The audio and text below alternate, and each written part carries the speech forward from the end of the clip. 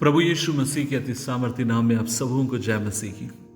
आज के मनन का भाग हमने लिया है यहोशू की किताब अध्याय 3 उसकी 9 आयत। Book of Joshua chapter 3 verse 9 लिखा है, यहोशू ने इजरायलियों से कहा, यहां आओ और अपने परमेश्वर यहोवा के वचन सुनो। अजीजों, क्या आप इस बात को जानते हैं? परमेश्वर हमसे बात करने वाला परमेश्वर है। और ये कब संभव होता है?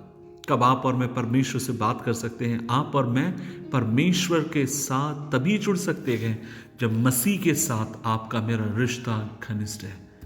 अजीजों, जब हम प्रार्थना करते हैं, हम परमेश्वर से बात करते हैं, परमेश्वर हमारी सुनता है।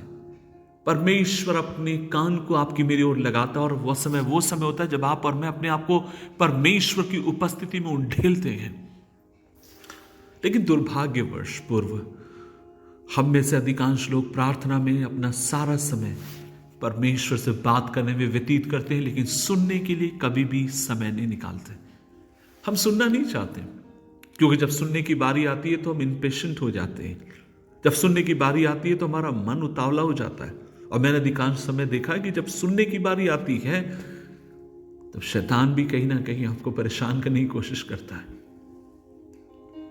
खुदावन चाहता है आप और मैं उसकी आवाज को सुनने वाले हों। क्या आप इस बात को जानते हैं कि परमेश्वर हमसे विभिन्न तरीकों से बात करता है?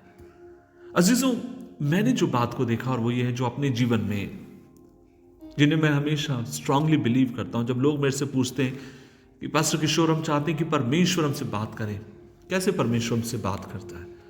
अजीजों, मैं आपसे कहना चाहता हूं कि परमेश्वर हमसे सबसे पहली चीज का जो इस्तेमाल करता है बात करने के लिए, जो उसका प्राइमरी सोर्स है, वह है पवित्र शास्त्र बाइबल।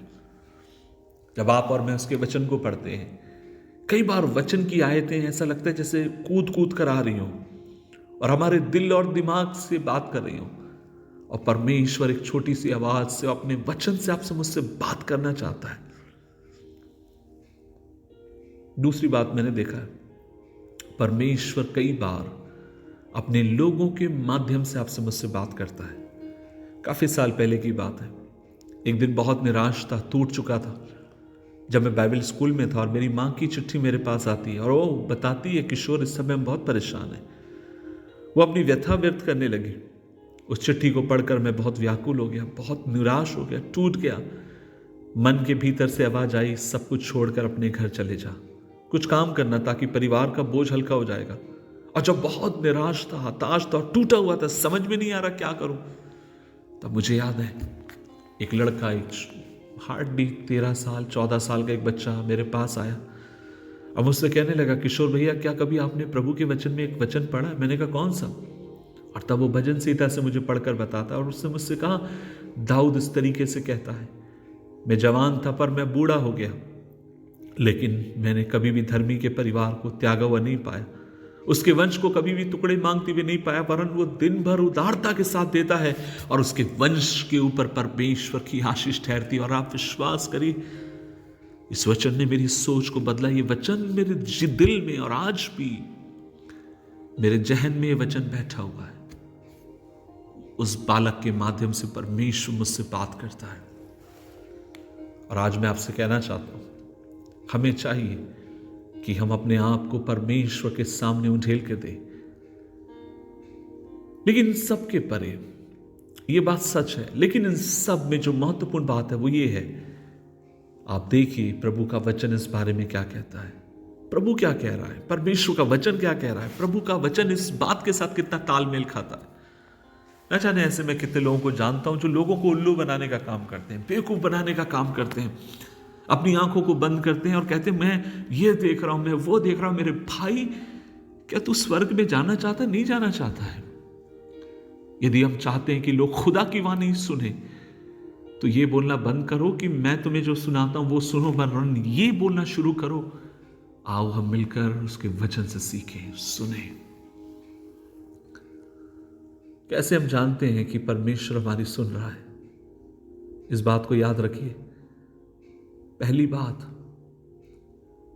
परमेश्वर जब आपकी मेरी आवाज को सुनता और आप और मैं जब प्रभु की वाणी को सुनते हैं, परमेश्वर कभी भी अपराध का बोध आपके अंदर पैदा नहीं करता। प्रभु अपनी शांति से आपको भरता है।